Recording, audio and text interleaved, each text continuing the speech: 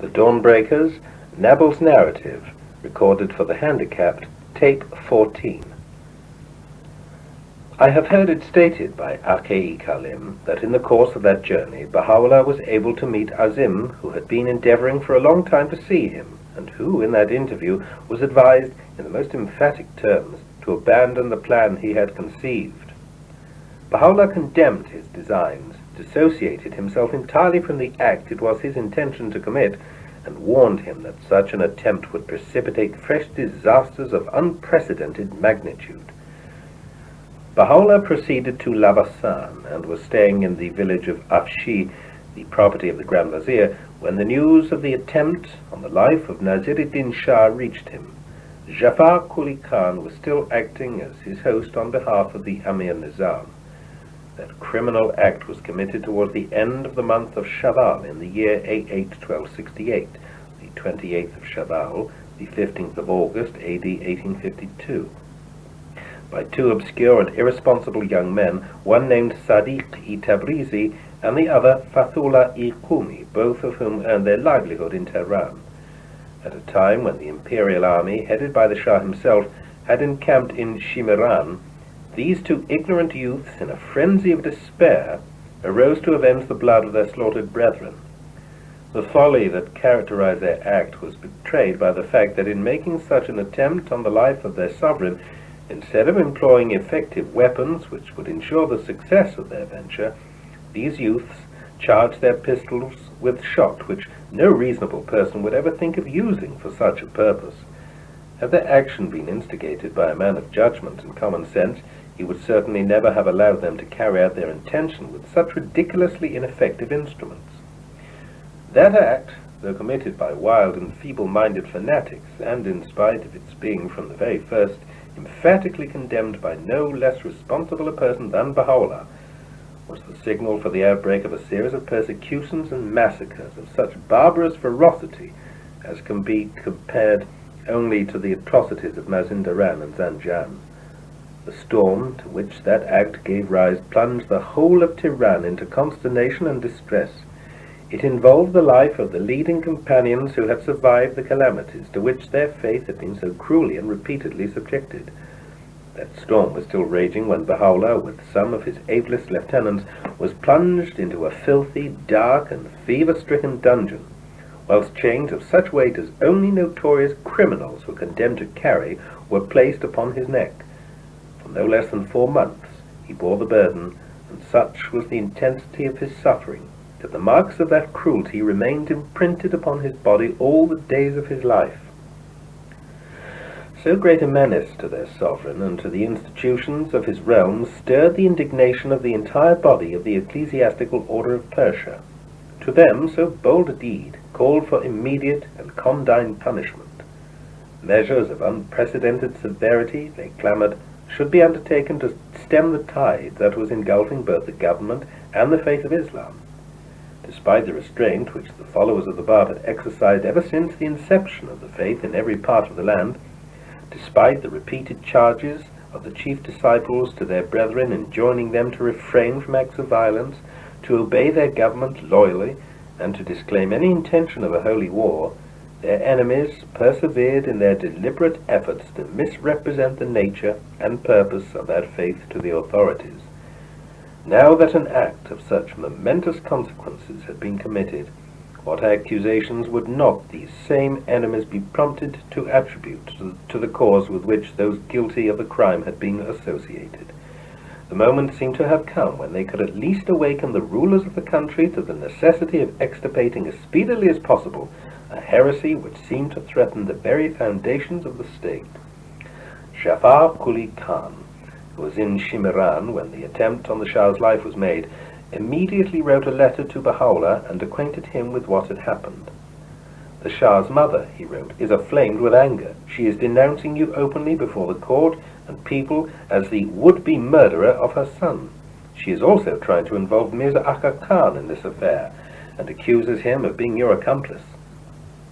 He urged Baha'u'llah to remain for a time concealed in that neighborhood until the passion of the populace had subsided. He dispatched to Afshi an old and experienced messenger, whom he ordered to be at the disposal of his guest and to hold himself in readiness to accompany him, Baha'u'llah, to whatever place of safety he might desire. Baha'u'llah refused to avail himself of the opportunity Jafar Quli Khan offered him. Ignoring the messenger and rejecting his offer, he rode out the next morning with calm confidence from Lavasan, where he was sojourning, to the headquarters of the imperial army, which was then stationed in Niavaran in the Shimiran district. Arriving at the village of Zarkande, the seat of the Russian legation, which lay at a distance of 1 maidan from Niavaran, he was met by Mirza Majid, his brother-in-law, who acted as secretary to the Russian minister. A footnote here says Prince Dolgoruki, and was invited by him to stay at his home, which adjoined that of his superior. The attendants of Haji Ali Khan, the Haji Bud Dawli, recognized him and went straight away to inform their master, who in turn brought the matter to the attention of the Shah. The news of the arrival of Baha'u'llah greatly surprised the officers of the imperial army. Naziruddin Shah himself was amazed at the bold and unexpected step which a man who was accused of being the chief instigator of the attempt upon his life had taken. He immediately sent one of his trusted officers to the legation, demanding that the accused be delivered into his hands. The Russian minister refused and requested Baha'u'llah to proceed to the home of Mirza Akka Khan, the Grand Vizier, a place he thought to be the most appropriate under the circumstances. His request was granted, whereupon the minister formally communicated to the Grand Vizier his desire that the utmost care should be exercised to ensure the safety and protection of the trust his government was delivering into his keeping, warning him that he would hold him responsible should he fail to regard his wishes. A footnote here says, "When I was in chains and fetters in the prison of Tar, one of thine ambassadors assisted me. Therefore hath God decreed unto thee a station which none but himself can comprehend. Beware lest thou change this lofty station." From Baha'u'llah's tablet to the Tsar of Russia. Mirza Akka Khan, though he undertook to give the fullest assurances that were required, and received Baha'u'llah with every mark of respect into his home, was, however, too apprehensive for the safety of his own position to accord his guests the treatment he was expected to extend. As Baha'u'llah was leaving the village of Zarkandi, the minister's daughter, who felt greatly distressed at the dangers which beset his, Baha'u'llah's, life, was so overcome with emotion that she was unable to restrain her tears. "Of what use," she was heard expostulating with her father, "is the authority with which you have been invested if you are powerless to extend your protection to a guest whom you have received in your house?" The minister, who had a great affection for his daughter, was moved by the sight of her tears, and sought to comfort her by his assurances that he would do all in his power to avert the danger that threatened the life of Baha'u'llah. That day the army of Naziruddin Shah was thrown into a state of violent tumult. The peremptory orders of the sovereign, following so closely upon the attempt on his life, gave rise to the wildest rumors and excited the fiercest passions in the hearts of the people of the neighborhood. The agitation spread to Tehran and fanned into flaming fury the smoldering embers of hatred which the enemies of the cause still nourished in their hearts. Confusion, unprecedented in its range, reigned in the capital. A word of denunciation, a sign or a whisper, was sufficient to subject the innocent to a persecution which no pen dared try to describe. Security of life and property had completely vanished. The highest ecclesiastical authorities in the capital joined hands with the most influential members of the government to deal, what they hoped, would be the fatal blow to a foe who, for 8 years, had so gravely shaken the peace of the land, and whom no cunning or violence had yet been able to silence. A footnote here says, "A letter written by an Austrian officer, Captain von Gumuens, then in the Shah's service, runs as follows. Tehran, August 29th, 1852. Dear friend, my last letter of the 20th inst. mentioned the attempt on the king. I will now communicate to you the result of the interrogation to which the 2 criminals were subjected. In spite of the terrible tortures inflicted, the examination extorted no comprehensive confession. The lips of the fanatics remained closed even when, by means of red-hot pincers and limb-rending screws, they sought to discover the chief conspirator. But follow me, my friend, you who claim to a heart and European ethics. Follow me to the unhappy ones who, with gouged-out eyes, must eat or on the scene of the deed without any source their own amputated ears, or whose teeth are torn out with inhuman violence by the hand of the executioner, or whose bare skulls are simply crushed by blows from a hammer, or where the bazaar is illuminated with unhappy victims because on right and left the people dig deep holes in their breasts and shoulders and insert burning wicks in the wounds. I saw some dragged in chains through the bazaar, preceded by a military band in whom these wicks had burned so deep that now the fat flickered convulsively in the wound like a newly extinguished lamp. Not seldom it happens that the unwearying ingenuity of the Orientals lead to fresh tortures. They will skin the soles of the Babi's feet, soak the wounds in boiling oil, shoe the foot like the hoof of a horse, and compel the victim to run. No cry escaped from the victim's breast. The torment is endured in dark silence by the numbed sensation of the fanatic. Now he must run. The body cannot endure what the soul has endured. He falls. Give him the coup de grace. Put him out of his pain. No, the executioner swings the whip, and I myself have had to witness it. The unhappy victim of hundredfold tortures runs. This is the beginning of the end.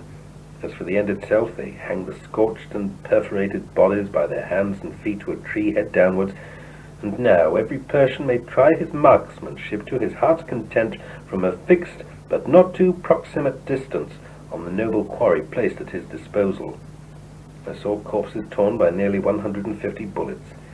When I read over again what I have written, I am overcome by the thought that those who are with you in our dearly beloved Austria may doubt the full truth of the picture and accuse me of exaggeration. Would to God that I had not lived to see it. But the duties of my profession, I was unhappily only too often, a witness of these abominations. At the present, I never leave my house in order not to meet with fresh scenes of horror. After their death, the Babis are hacked in two and either nailed to the city gate or cast out into the plain as food for the dogs and jackals. Thus the punishment extends even beyond the limits which bound this bitter world, for Mussulmans who are not buried have no right to enter the Prophet's paradise. Since my whole soul revolts against such infamy, against such abominations as recent times, according to the judgment of all present, I will no longer maintain my connection with the scene of such crimes. He goes on to say that he has already asked for his discharge, but has not yet received an answer. From E.G. Brown's Materials for the Study of the Babi Religion, pages 267 to 271. Baha'u'llah, now that the Bab was no more, appeared in their eyes to be the arch-foe, whom they deemed it their first duty to seize and imprison. To them he was the reincarnation of the spirit the Bab had so powerfully manifested, the spirit through which he had been able to accomplish so complete a transformation in the lives and habits of his countrymen. The precautions the Russian minister had taken, and the warning he had uttered, failed to stay the hand that had been outstretched with such determination against that precious life. From Shimiran to Tehran, Baha'u'llah was several times stripped of his garments, and was overwhelmed with abuse and ridicule. On foot and exposed to the fierce rays of the midsummer sun, he was compelled to cover, barefooted and bareheaded, the whole distance from Shimiran to the dungeon already referred to. All along the route he was pelted and vilified by the crowds whom his enemies had succeeded in convincing that he was the sworn enemy of their sovereign and the wrecker of his realm. Words fail me to portray the horror of the treatment which was meted out to him as he was being taken to the Seershal of Tehran. And a footnote here says of the Seershal, name of the dungeon meaning black pit. As he was approaching that dungeon, an old and decrepit woman was seen to emerge from the midst of the crowd with a stone in her hand, eager to cast it at the face of Baha'u'llah. Her eyes glowed with a determination and fanaticism of which few women of her age were capable. Her whole frame shook with rage as she stepped forward and raised her hand to hurl her missile at him. "By the Sayyidush Shuhada, I adjure you," she pleaded, as she ran to overtake those into whose hands Baha'u'llah had been delivered, "give me a chance to fling my stone into his face." "Suffer not this woman to be disappointed," were Baha'u'llah's words to his guards as he saw her hastening behind him. "Deny her not what she regards as a meritorious act in the sight of God. A footnote here says, of Sayyidush Shuhada, the Imam Hussein. The Siyashal into which Baha'u'llah was thrown, originally a reservoir of water for one of the public baths at Tehran, was a subterranean dungeon in which criminals of the worst type were wont to be confined. The darkness, the filth, and the character of the prisoners combined to make of that pestilential dungeon the most abominable place to which human beings could be condemned. His feet were placed in stocks, and around his neck were fastened the Kara Guha chains, infamous throughout Persia for their galling weight, and the footnote here says, "If sometime thou shouldst happen to visit the prison of His Majesty the Shah, ask thou the director and chief of that place to show thee those two chains, one of which is known as Kara Guha, and the other as Salasil. I swear by the day star of justice that during 4 months I was weighted and tormented by one of these chains. The sorrow of Jacob paleth before my sorrow, and all the afflictions of Job were but a part of my calamities." From the Epistle to the Son of the Wolf, page 57. For 3 days and 3 nights, no manner of food or drink was given to Baha'u'llah. Rest and sleep were both impossible to him. The place was infested with vermin, and the stench of that gloomy abode was enough to crush the very spirits of those who were condemned to suffer its horrors. Such were the conditions under which he was held down, that even one of the executioners, who were watching over him, was moved with pity. Several times this man attempted to induce Baha'u'llah to take some tea, which he had managed to introduce into the dungeon under the cover of his garment. Baha'u'llah, however, would refuse to drink it. His family often endeavored to persuade the guards to allow them to carry the food they had prepared for him into his prison. Though at first no amount of pleading would induce the guards to relax the severity of their discipline, yet gradually they yielded to his friend's importunity. No one could be sure, however, whether that food would eventually reach him, or whether he would consent to eat it, whilst a number of his fellow prisoners were starving before his eyes. Surely greater misery than had befallen these innocent victims of the wrath of their sovereign could hardly be imagined. A footnote here says, "We had nothing to do with this odious deed, and our innocence was indisputably proved before the tribunals.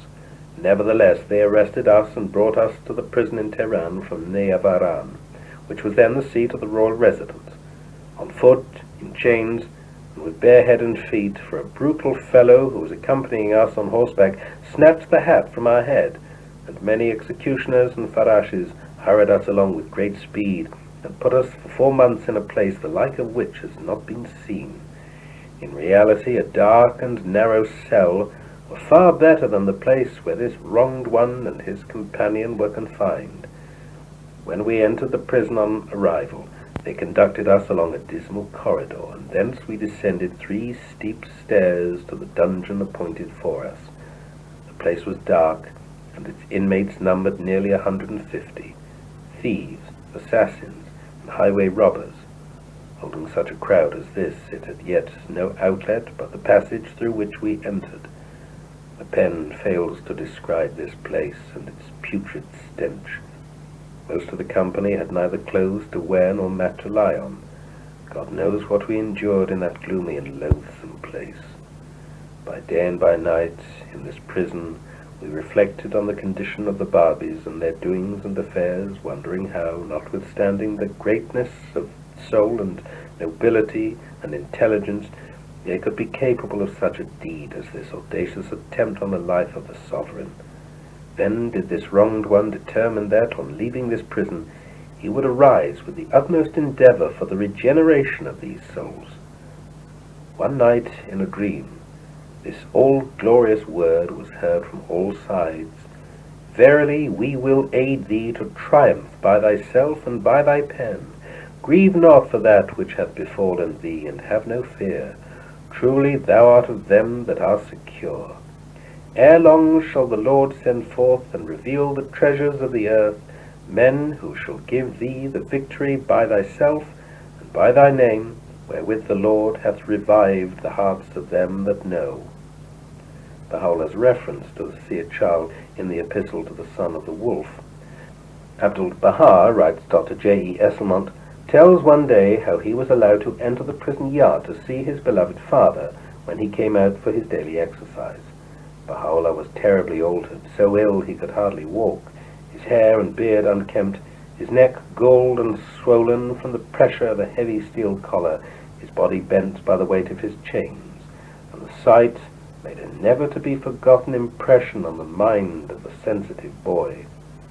From Baha'u'llah and the New Era, page 61. As to the youth Sadiq-i Tabrizi, the fate he suffered was as cruel as it was humiliating. He was seized at the moment he was rushing towards the Shah, whom he had thrown from his horse, hoping to strike him with the sword he held in his hand. The Shatir Bashi, together with the Mustawfiul Mamalik's attendants, fell upon him, and without attempting to learn who he was, slew him on the spot. Wishing to allay the excitement of the populace, they hewed his body into two halves, each of which they suspended to the public gaze at the entrance of the gates of Shimiran and Shah Abdul Azim. His two other companions, Fathullah-i Hakak-i Kumi and Haji Qasimi Nerizi, who had succeeded in inflicting only slight wounds on the Shah, were subjected to inhuman treatment, to which they ultimately owed their death. Fathullah, though suffering unspeakable cruelties, obstinately refused to answer the questions they asked him. The silence he maintained in the face of manifold tortures induced his persecutors to believe that he was devoid of the power of speech. Exasperated by the failure of their efforts, they poured molten lead down his throat, an act which brought his sufferings to an end. His comrade, Haji Qazim, was treated with a savagery still more revolting. On the very day Haji Suleiman Khan was being subjected to that terrible ordeal, this poor wretch was receiving similar treatment at the hands of his persecutors in Shimiran. He was stripped of his clothes, lighted candles were thrust into holes driven into his flesh, and he was thus paraded before the eyes of a multitude who yelled at and cursed him. The spirit of revenge that animated those into whose hands he was delivered seemed insatiable. Day after day, fresh victims were forced to expiate with their blood a crime which they had never committed, and of the circumstances of which they were wholly ignorant. Every ingenious device that the torture-mongers of Tehran could employ was applied with merciless severity to the bodies of these unfortunate ones, who were neither brought to trial nor questioned, and whose right to plead and prove their innocence was entirely ignored. Each of those days of terror witnessed the martyrdom of two companions of the Bab, one of whom was slain in Tehran, whilst the other met his fate in Shimiran. Both were subjected to the same manner of torture. Both were handed over to the public to wreak their vengeance upon them. Those arrested were distributed among the various classes of people, whose messengers would visit the dungeon each day and claim their victim. Conducting him to the scene of his death, they would give the signal for a general attack upon him, whereupon men and women would close upon their prey, tear his body to pieces, and so mutilate it that no trace of its original form would remain. Such ruthlessness amazed even the most brutal of the executioners, whose hands, however much accustomed to human slaughter, had never perpetrated the atrocities of which those people had proved themselves capable. Of all the tortures which an insatiable enemy inflicted upon his victims, none was more revolting in its character than that which characterized the death of Haji Suleiman Khan. He was the son of Yahya Khan, one of the officers in the service of the Naibuz Sultani, who was the father of Muhammad Shah. He retained that same position in the early days of the reign of Muhammad Shah. Haji Suleiman Khan showed from his earliest years a marked disinclination to rank and office. Ever since the day of his acceptance of the cause of the Bab, the petty pursuits in which the people around him were immersed excited his pity and contempt. The vanity of their ambitions had been abundantly demonstrated in his eyes. In his early youth he felt a longing to escape from the turmoil of the capital and to seek refuge in the holy city of Karbala. There he met Syed Qazim, and grew to be one of his most ardent supporters. His sincere piety, his frugality and love of seclusion were among the chief traits of his character. He tarried in Karbala until the day when the call from Shiraz reached him through Mullah Yusuf-i Ardebili and Mullah Mihdi-i Kui, both of whom were among his best-known friends. He enthusiastically embraced the message of the Bab. He had intended, upon his return from Karbala to Tehran, to join the defenders of the fort of Tabarsi, but arrived too late to achieve his purpose. He remained in the capital and continued to wear the kind of dress he had adopted in Karbala. The small turban he wore and the white tunic, which his black abba concealed, were displeasing to the Amir Nizam, who induced him to discard these garments and to clothe himself instead in a military uniform. He was made to wear the kula, a headdress that was thought to be more in accordance with the rank his father held. Though the Amir insisted that he should accept a position in the service of the government, he obstinately refused to comply with his request. Most of his time was spent in the company of the disciples of the Bab, particularly those of his companions who had survived the struggle of Tabarsi. He surrounded them with a care and kindness truly surprising. He and his father were so influential that the Amir Nizam was induced to spare his life and indeed to refrain from any acts of violence against him. Though he was present in Tehran when the 7 companions of the Bab, with whom he was intimately associated, were martyred, neither the officials of the government nor any of the common people ventured to demand his arrest. Even in Tabriz, whither he had journeyed for the purpose of saving the life of the Bab, not one among the inhabitants of that city dared to lift a finger against him. The Amir Nizam, who was duly informed of all his services to the cause of the Bab, preferred to ignore his acts rather than precipitate a conflict with him and his father. Soon after the martyrdom of a certain Mullah Zainul Abidin-i Yazdi, a rumor was spread that those whom the government intended to put to death, among whom were Sir Hussein, the Bab's amanuensis, and Tahiri, were to be released, and that further persecution of their friends was to be definitely abandoned. It was reported far and wide that the Amir Nizam, deemed the hour of his death to be approaching, had been seized suddenly with a great fear, and, in an agony of repentance, had exclaimed, "I am haunted by the vision of the Sayyid-i-Bab, whom I have caused to be martyred. I can now see the fearful mistake I have made. I should have restrained the violence of those who pressed me to shed his blood and that of his companions. I now perceive that the interests of the state required it." His successor, Mirza Akar Khan, was similarly inclined in the early days of his administration, and was intending to inaugurate his ministry with a lasting reconciliation between him and the followers of the Bab. He was preparing to undertake that task when the attempt on the life of the Shah shattered his plans and threw the capital into a state of unprecedented confusion. I have heard the most great branch, Abdul-Baha, who in those days was a child of only 8 years of age, recount one of his experiences as he ventured to leave the house in which he was then residing. "We had sought shelter," he told us, "in the house of my uncle, Mirza Ismail. Tehran was in the throes of the wildest excitement. I ventured at times to sally forth from that house and to cross the street on my way to the market. I would hardly cross the threshold and step into the street when boys of my age, who were running about, would crowd around me crying, 'Babi, Babi!' Knowing well the state of excitement into which all the inhabitants of the capital, both young and old, had fallen, I would deliberately ignore their clamour and quietly steal away to my home.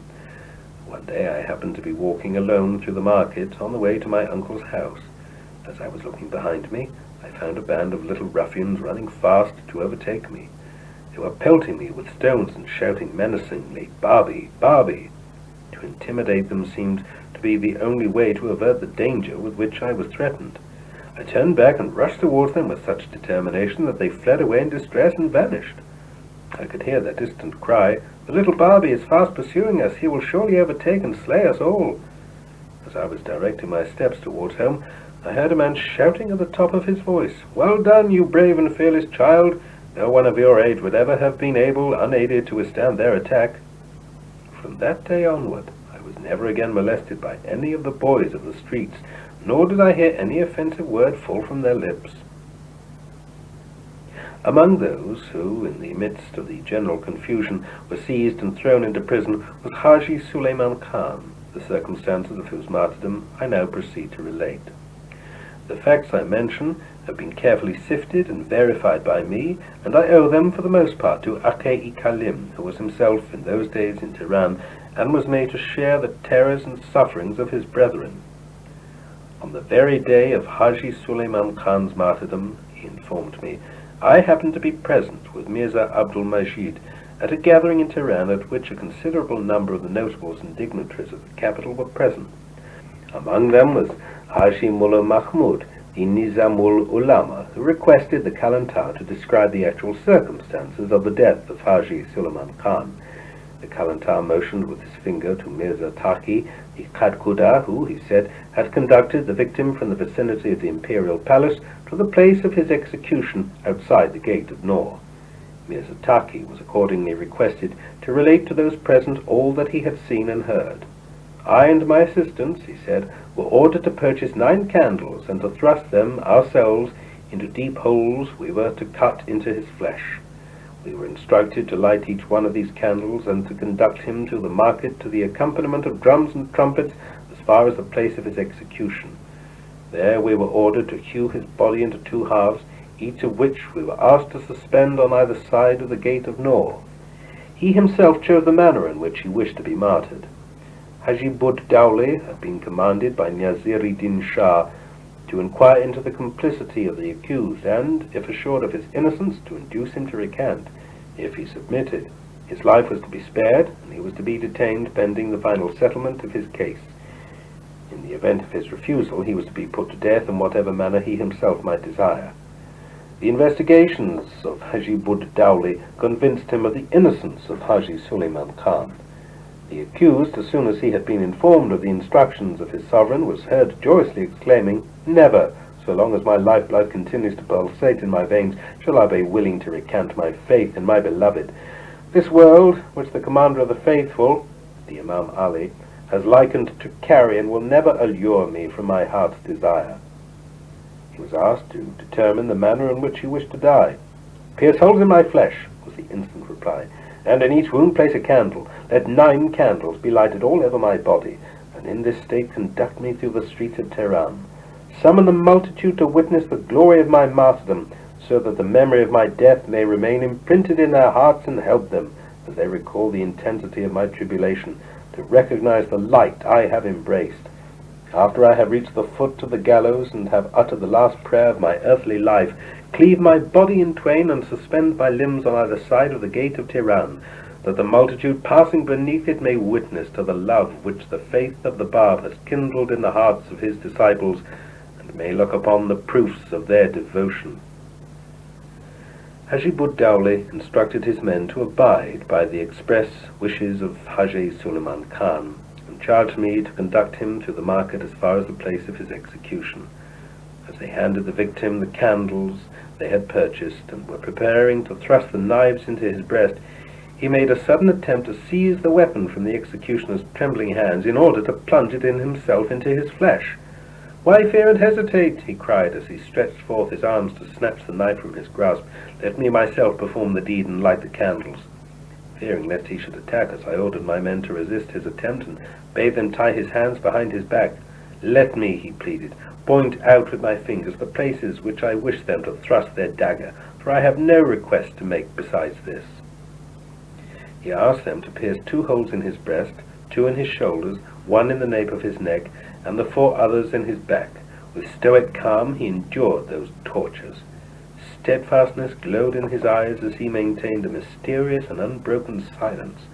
Neither the howling of the multitude nor the sight of the blood that streamed all over his body could induce him to interrupt that silence. Impassive and serene he remained until all the 9 candles were placed in position and lighted. When all was completed for his march to the scene of his death, he, standing erect as an arrow, and with that same unflinching fortitude gleaming upon his face, stepped forward to lead the concourse that was pressing round him to the place that was to witness the consummation of his martyrdom. Every few steps he would interrupt his march, and, gazing at the bewildered bystanders, would shout, "What greater pomp and pageantry than those which this day accompany my progress to win the crown of glory? Glorified be the Bab, who can kindle such devotion in the breasts of his lovers, and can endow them with a power greater than the might of kings." At times, as if intoxicated with the fervour of that devotion, he would exclaim, "The Abraham of a bygone age," as he prayed God, in the hour of bitter agony, to send down upon him the refreshment for which his soul was crying, heard the voice of the unseen proclaim, "O fire, Be thou cold, and to Abraham a safety, from the Quran 21:69. But this Suleiman is crying out from the depths of his ravaged heart, Lord, Lord, let thy fire burn unceasingly within me, and suffer its flame to consume my being. As his eyes saw the wax flicker in his wounds, he burst forth in an acclamation of frantic delight. Would that he whose hand has enkindled my soul were here to behold my state. Think me not to be intoxicated with the wine of this earth, he cried to the vast throng who stood aghast at the sight of his behavior. It is the love of my beloved that has filled my soul and made me feel endowed with a sovereignty which even kings might envy. I cannot recall the exclamations of joy which fell from his lips as he drew near to his end. All I remember are but a few of the stirring words which, in his moments of exultation, he was moved to cry out to the concourse of spectators. Words fail me to portray the expression of that countenance, or to measure the effect of his words on that multitude. He was still in the bazaar when the blowing of a breeze excited the burning of the candles that were placed upon his breast. As they melted rapidly, their flames reached the level of the wounds into which they had been thrust. We, who were following a few steps behind him, could hear distinctly the sizzling of his flesh. The sight of gore and fire which covered his body instead of silencing his voice appeared to heighten his unquenchable enthusiasm. He could still be heard, this time addressing the flames as they ate into his wounds. You have lost your sting, O flames, and have been robbed of your power to pain me. Make haste, for from your very tongues of fire I can hear the voice that calls me to my beloved. Pain and suffering seemed to have melted away in the ardor of that enthusiasm. Enveloped by the flames, he walked as a conqueror might have marched to the scene of his victory. He moved through the excited crowd, a blaze of light amidst the gloom that surrounded him. Arriving at the foot of the gallows, he again raised his voice in a last appeal to the multitude of onlookers. Did not this Suleiman, whom you now see before you, a prey to fire and blood, enjoy until recently all the favors and riches the world can bestow? What could have caused him to renounce this earthly glory, and accept in return such great degradation and suffering? Prostrating himself in the direction of the shrine of the Imam Jadi Hassan, he murmured certain words in Arabic which I could not understand. My work is now finished, he cried to the executioner as soon as his prayer was ended. Come and do yours. He was still alive when his body was hewn into two halves with a hatchet. The praise of his beloved, despite such incredible sufferings, still lingered upon his lips until the last moment of his life. A footnote here says, when they arrested Suleiman Khan and strove, in consideration of his faithful service and loyalty, to induce him, by promises of reward from the king, to abandon the creed which he had adopted, he would not consent, but answered firmly, His Majesty the King has a right to demand from his servants fidelity, loyalty, and uprightness, but he is not entitled to meddle with their religious convictions. In consequence of this boldness of speech, it was ordered that his body should be pierced with wounds, and that into each of these wounds a lighted candle should be inserted as an example to others. Another victim was similarly treated. In this state, with minstrels and drummers going in advance, they led him through the bazaars, and he meanwhile, with smiling countenance, kept repeating these verses. Happy he whom love's intoxication so hath overcome that scarce he knows whether at the feet of the beloved it be head or turban which he throws. Whenever one of the candles fell from his body, he would with his own hand pick it up, light it from the others, and replace it. The executioner, seeing him in such exultation and rapture, said, If thou art so eager for martyrdom, why dost thou not dance? Thereat he began to leap and to sing in verses appropriate to his condition. An ear no longer dulled with ignorance and self-subdued entitles one to dance.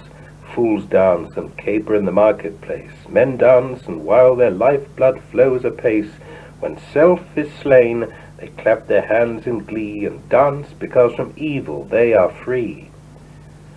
In such fashion did they lead these two forth through the gate of the Shah Abdul Azim. When they were preparing to saw that brave man asunder, he stretched out his feet without fear or hesitation, while he recited these verses. I hold this body as of little worth. A brave man's spirit scorns its house of earth. Dagger and sword like fragrant basil seem, or flowers to deck death's banquet with their gleam. From the Tariq-i-Jadid, pages 228 to 30. That tragic tale stirred the listeners to the very depths of their souls. The Nizamul Ulama, who was listening intently to all its details, wrung his hands in horror and despair. How strange, how very strange is this cause, he exclaimed. Without adding a further word of comment, he immediately after arose and departed. Those days of unceasing turmoil witnessed the martyrdom of yet another eminent disciple of the Bab. A woman, no less great and heroic than Tahiri herself, was engulfed in the storm that was then raging with undiminished violence throughout the capital. What I now begin to relate regarding the circumstances of her martyrdom has been obtained from trustworthy informants, some of whom were themselves witnesses of the events I am attempting to describe.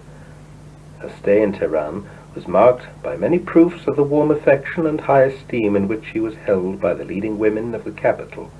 She had reached, indeed, in those days, the high water mark of her popularity. The house where she was confined was besieged by her women admirers, who thronged her doors, eager to enter her presence and to seek the benefit of her knowledge. Among these ladies, the wife of Kalantar distinguished herself by the extreme reverence she showed to Tahiri. Acting as her hostess, she introduced into her presence the flower of womanhood in Tehran, served her with extraordinary enthusiasm, and never failed to contribute her share in deepening her influence among her womenfolk. Persons with whom the wife of Kalantar was intimately connected have heard her relate the following. One night, whilst Tahiri was staying in my home, I was summoned to her presence and found her fully adorned, dressed in a gown of snow-white silk. Her room was redolent with the choicest perfume. I expressed to her my surprise at so unusual a sight. I am preparing to meet my beloved, she said, and wish to free you from the cares and anxieties of my imprisonment. I was most startled at first, and wept at the thought of separation from her. Weep not, she sought to reassure me. The time of your lamentation is not yet come. I wish to share with you my last wishes, for the hour when I shall be arrested and condemned to suffer martyrdom is fast approaching. I would request you to allow your son to accompany me to the scene of my death, and to ensure that the guards and executioner into whose hands I shall be delivered will not compel me to divest myself of this attire. It is also my wish that my body be thrown into a pit, and that that pit be filled with earth and stones. 3 days after my death, a woman will come and visit you, to whom you will give this package, which I now deliver into your hands.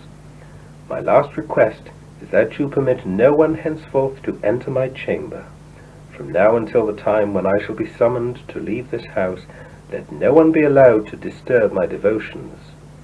This day I intend to fast, a fast which I shall not break until I am brought face to face with my beloved. She bade me, with these words, lock the door of her chamber and not open it until the hour of her departure should strike. She also urged me to keep secret the tidings of her death until such time as her enemies should themselves disclose it. The great love I cherished for her in my heart alone enabled me to abide by her instructions. But for the compelling desire I felt to fulfill her wishes, I would never have consented to deprive myself of one moment of her presence. I locked the door of her chamber and retired to my own in a state of uncontrollable sorrow. I lay sleepless and disconsolate upon my bed. The thought of her approaching martyrdom lacerated my soul. Lord, Lord, I prayed in my despair, turn from her, if it be thy wish, the cup which her lips desire to drink. That day and night I several times, unable to contain myself, arose and stole away to the threshold of that room and stood silently at her door, eager to listen to whatever might be falling from her lips. I was enchanted by the melody of that voice which intoned the praise of her beloved. I could hardly remain standing upon my feet, so great was my agitation. 4 hours after sunset I heard a knocking at the door. I hastened immediately to my son and acquainted him with the wishes of Tahiri. He pledged his word that he would fulfill every instruction that she had given me. It chanced that night that my husband was absent. My son, who opened the door, informed me that the Farashis of Aziz Khan-i Sardar were standing at the gate, demanding that Tahiri be immediately delivered into their hands. I was struck with terror by the news, and as I tottered to her door, and with trembling hands unlocked it, found her veiled and prepared to leave her apartment. She was pacing the floor when I entered, and was chanting a litany expressive of both grief and triumph.